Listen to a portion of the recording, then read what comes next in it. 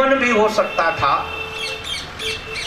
किंतु जब चित्त पकड़ा जाता है, यही तो विशेषताएं है। चित्त नाम उसका है जिसमें संस्कार चिपके हुए हैं। अधिकतर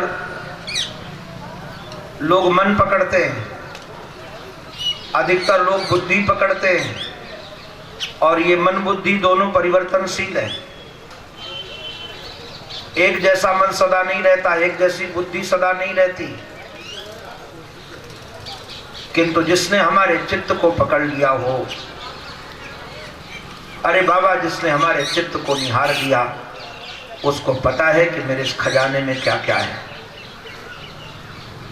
कई बार खजाने में मीठी मीठी चीजें नहीं होती, चित्त में कड़वी भी होती है। तो चित्त पर जिसने अधिकार कर लिया हो, लगता है उसने सर्वस्व पर अधिकार कर लिया। गृहीत चेता राजर्षि,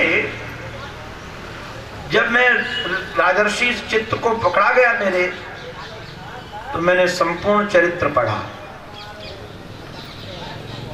पहले पकड़ा जाता है चित्त, फिर व्यक्ति चरित्र की ओर बढ़ता है, देखना चाहता है जिसने मेरे चित्त को पकड़ा है उसका चरित्र कैसा है।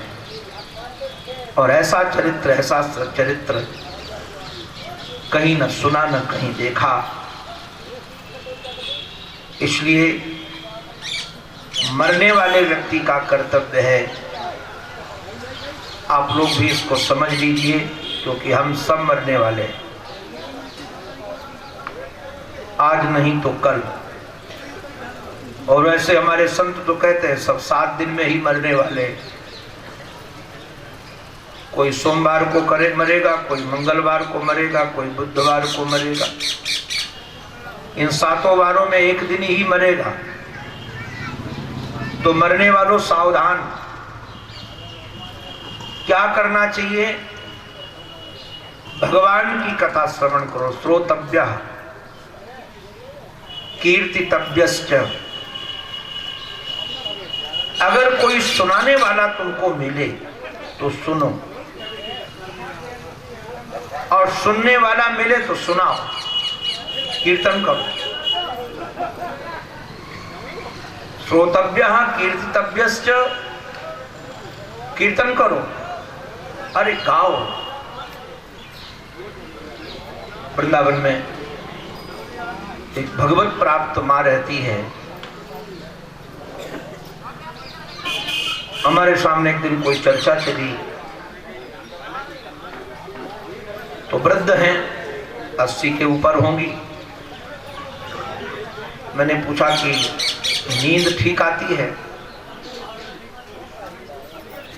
क्योंकि अधिक उम्र में नींद कम हो जाती है और बड़ी विडंबना होती है। आप लोग भी सावधान रहना, जैसे जैसे उम्र बढ़ती है, एक तो नींद कम हो जाती है और लगता है कि कोई हमारी बात सुने, और किसी को हमारी बात सुनने का अवकाश नहीं। न बहू सुने, न बेटा सुने, न नाती सुने, न पोता सुने, न पड़ोसी सुने। तो लगता है हमारी बात कोई सुने। तो उन्होंने एक दिन हमको बताया, कहा कि स्वामी जी, हम तो घड़ी भी नहीं देखती हैं, भोजन करके रात्रि में सो जाती हैं, जितने बजे भी हमारी नींद खुल गई तो हम क्या करते हैं, कीर्तन करती हैं। बिना घड़ी देखे उनका कीर्तन करती रहती हैं। हमको बहुत अच्छा लगा। दिन भर वो वृंदावन में कथा सुनती हैं,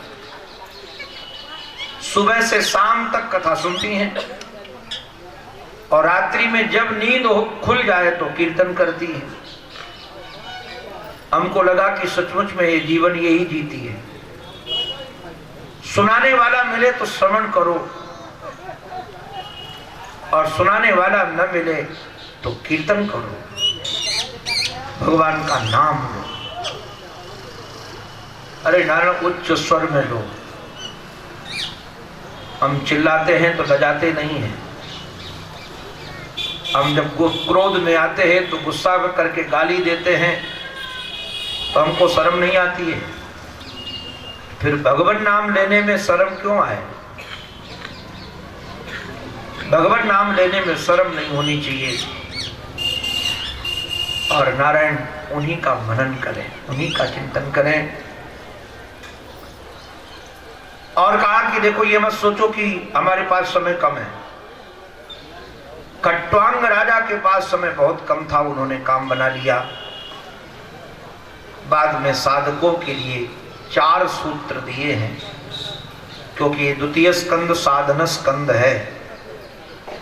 और एक बात कहूं, कोई भी आपके सामने आपको कहे कि आपको कुछ करने की जरूरत नहीं, भजन मत करो, चिंतन मत करो, हम भगवान से मिला देंगे, तो जान जाना ये नंबर 1 का स्वार्थी है। थोड़ा सा पैसा कमाने के लिए भी कुछ करना पड़ता है कि नहीं करना पड़ता? अनु भैया, सुबह से शाम तक ट्रैक्टर झेलना पड़ता है कि नहीं? तब कहीं पैसा मिलता है। और उस पैसे से केवल सामग्री मिलती है, सुख नहीं मिलता। लोग भ्रम में है कि पैसा से सुख मिलेगा। पैसा से आप घर बना सकते हो, किंतु चैन नहीं खरीद सकते। पैसे आप भोजन की सामग्री खरीद सकते हो, किंतु भूख नहीं खरीद सकते। पैसा पैसा आप लड़ते हैं कि इससे इतने परिश्रम के बाद मिलने वाला पैसा मुझे सुख नहीं दे सकता। और जो सुख स्वरूप परमात्मा है, उसको पाने के लिए कुछ करना नहीं पड़ेगा। 4 साधन यहां साधन स्कंद में बताए हैं। जितासनो, जित श्वासो, जित संगो, जितेंद्रिय। आसनजित बनो। आसनजित का अभिप्राय, एक आसन में शरीर का बैठने का अभ्यास तो हुई, किंतु संकल्प दृढ़ रखो। हम लोग कोई भी संकल्प करते हैं, थोड़ी सी तकलीफ पड़ती छोड़ देते हैं।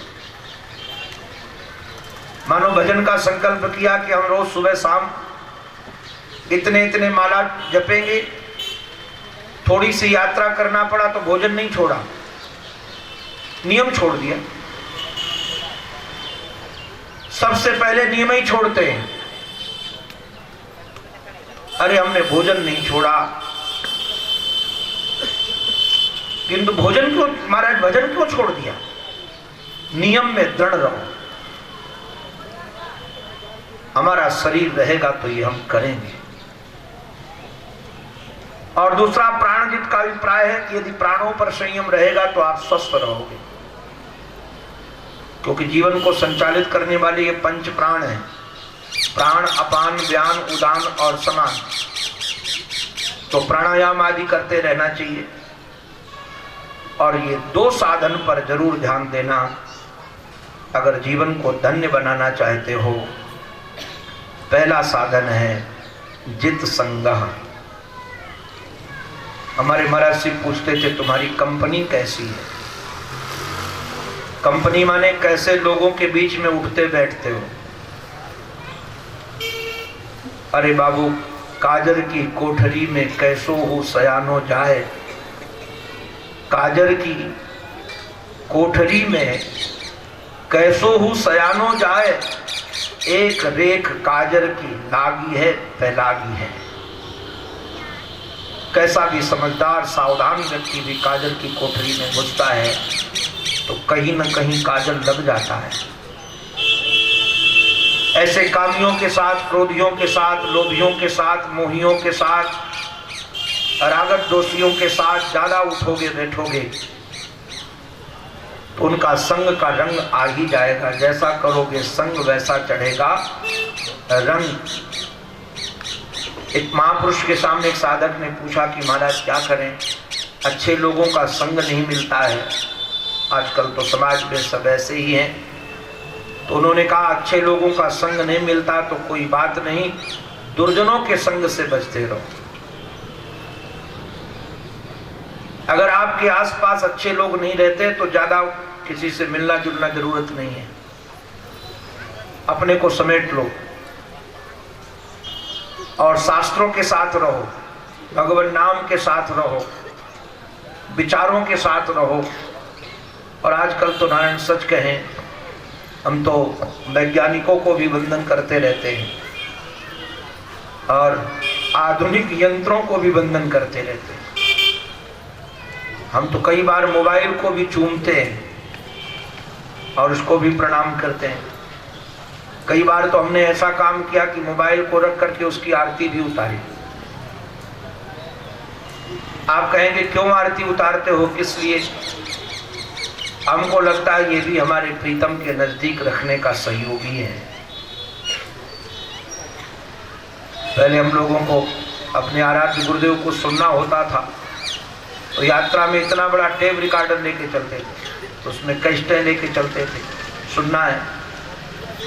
अभी यंत्रों की वजह से छोटे से यंत्र में, हमारे पास तो इतना छोटा सा यंत्र किसी साधक ने दिया है, उसमें हमारे महाराज श्री की लगभग संपूर्ण वाणी है। वो जो पंडित जी महाराज ने जितना प्रवचन किया और उपलब्ध है वो भी सारी है। जब चाहते हैं रात्रि में, दिन में, तब हम तुरंत उनका संग कर लेते हैं। नींद ना आ रही हो तो तुरंत खोल लेते हैं मोबाइल और उनकी वाणी सुनते सुनते सो जाते हैं। तो हमको लगता है कि अगर ये ना होता तो हमको ये वाणी कहाँ से मिलती। याद रखना, यंत्र चाकू के समान है, आप इनसे भोजन भी बना सकते हो और आप इससे अपना भी नष्ट कर सकते हो। यंत्र गलत नहीं है, उपयोग कहाँ करते हो ये इसमें विशेषता है। आप निश्चित इस प्रकार से संग पाया जा सकता है। हम तो सबको सुनते रहते हैं। पूज्य मामा जी को भी आज मैं सुन रहा था दोपहर में सोते सोते। पूज्य मामा जी की पाक्षिक भागवत हमारे पास पूरी मोबाइल में, जब मन आता चालू कर लेता हूँ। बहुत सारे संतों को समेट रखा है और हम तो इस यंत्रों को कहते हैं कि तुम्हारी वजह से हम इतने नजदीक है उनके, अगर तुम नहीं होते तो नजदीक होते ही नहीं हम।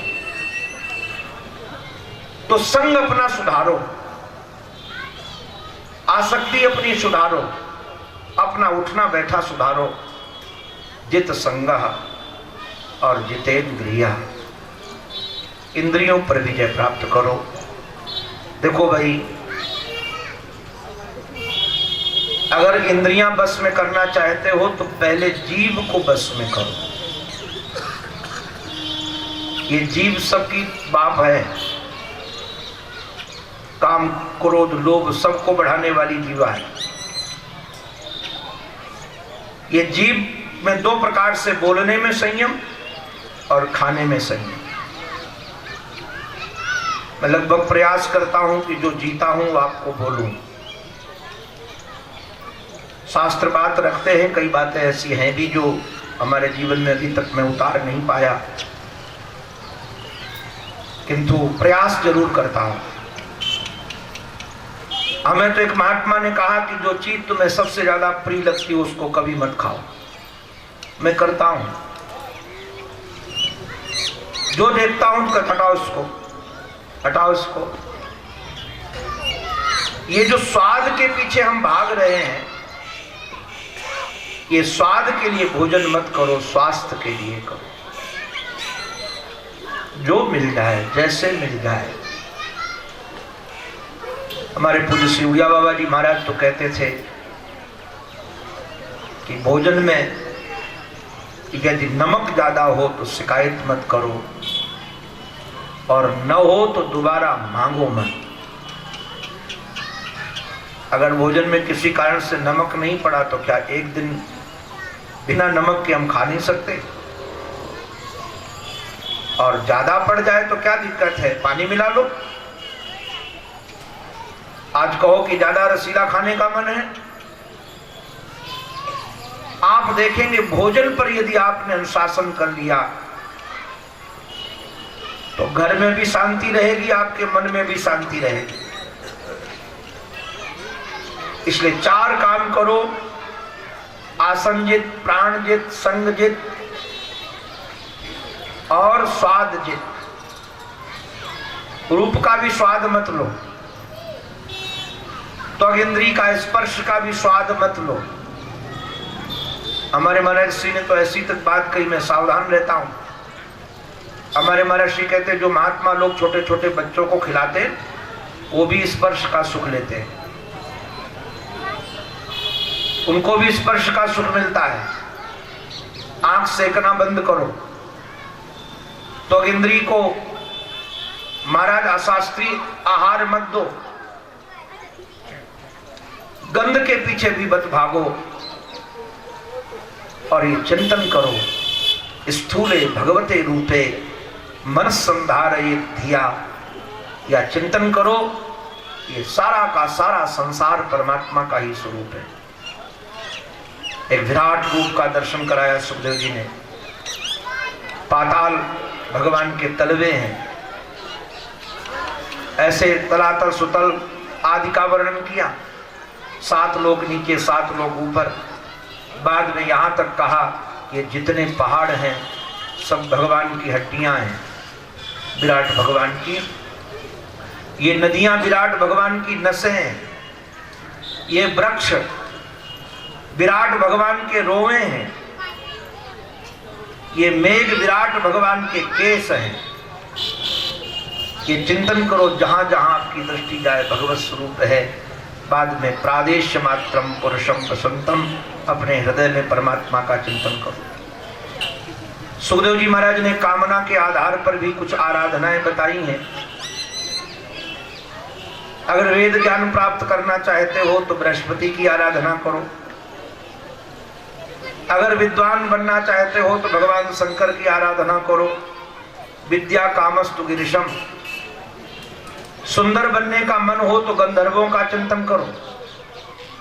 पति पत्नी में झगड़ा न हो इसलिए उमाम सतीम। और बाद में तो कह दिया अकामस सर्व कामो वा मोक्ष काम उदारधि, तीव्रेण भक्ति योगेन यजेत पुरुषम परम। अकाम हो या सर्व काम या मोक्ष काम। ये दादियों से हमारी प्रार्थना, जो बच्चे शोर मचाए, जिनके बच्चे हो उनको लेकर आप लोग जाओ, क्योंकि आपकी शोरगुल से लोगों को डिस्टर्ब होगा। बच्चों को नहीं बोलना चाहिए। अगर बच्चे आए बोले तो माताओं को शांत रखो कि तुम शांत रहो। कथा में विघ्न उपस्थित करना गो हत्या के बराबर है, क्योंकि जब लोग व्यक्ति भगवत चिंतन में, हम तो जहाँ कथा कहते हैं वहीं होते हैं। अब बताओ हम भगवान की शरण में हैं, तुम हमको पटक दिए नीचे ला करके, तो ये अपराध होता है। इसलिए बहुत सावधान रहना चाहिए। और जिनको बोलने की आदत हो उनको पीछे बैठना चाहिए। वो सोचते हैं हम VIP भी बने और अनुशासन भी न रखे, दोनों नहीं होगा। थोड़ा पीछे बैठो जिससे सबको शांति बनी रहे। आपके जीवन में चाहे कोई कामना भी हो, अकाम हो अथवा सर्व काम अथवा मोक्ष काम, तब भी आप एक परमात्मा की आराधना करो, श्री कृष्ण। अकाम सर्व कामो वा मोक्ष काम उदारधि। भागवत में भक्ति के साथ तीव्र योग लगाया गया है बहुत जगह। ये तीव्रता का वर्णन मैं इस कथा में करूंगा कई जगह। जैसे गंगा की धारा तीव्रता से सागर की ओर दौड़ती है, कई विघ्न पड़ते हैं, किंतु विघ्न पड़ने के बाद भी वह गंगा रुकती नहीं है। जहां अवकाश मिलता है फिर सागर की ओर दौड़ती है। ऐसे हमारी मति, संसार की समस्याओं के विघ्न हो या अपने मन की चंचलताओं का विघ्न हो, विघ्न पड़ने के बाद भी लक्ष्य निर्धारित होने के कारण तीव्रता की ओर फिर बढ़ना चाहिए। रुको मत, अटको मत, बढ़ते चलो। तुम्हारी प्रतीक्षा में कोई खड़ा है ये भी तो ध्यान रखो। तुम्हारा प्रीतम बाहों फैलाकर तुम्हारी प्रतीक्षा में खड़ा है कि हमारा प्यारा आ रहा होगा, हमारा प्यारा आ रहा होगा और छोटी छोटी वस्तुओं पर अटके पड़े हैं। छोटे छोटे तिनकों ने हमको रोक रखा है, उन तिनकों को हमने बड़ा स्थान दे दिया है, इसलिए तीव्र योगेन उससे बढ़ो। बाद में हमारे श्री शौनक आदि महात्माओं ने एक बड़ी बात सुंदर कही है। सूत जी महाराज से कहते हैं, शौनक आदि महात्मा गुरुदेव, मुझे तो ऐसा लगता है तरवह किम न जीवंती, क्या ये वृक्ष नहीं जीते? जीना ही कोई मनुष्य जीवन नहीं है, ये सब वृक्ष जीते हैं। अरे महाराज, वो लुहार की धौकनी भी सांस लेती है। किम ग्राम पशव परे, खाते पीते बच्चे पैदे तो ये सुअर भी करते हैं। उन्होंने कहा कि जिन लोगों ने इन आंखों से संत के दर्शन नहीं किए, भगवंत के दर्शन नहीं किए, बंधुओं, वो मोर पंख के बने हुए नेत्रों के समान है। बरहायते ते नयने नराणाम, और जिन्होंने अपनी जीभ से भगवत गुणानुवाद नहीं गाए। याद रखना,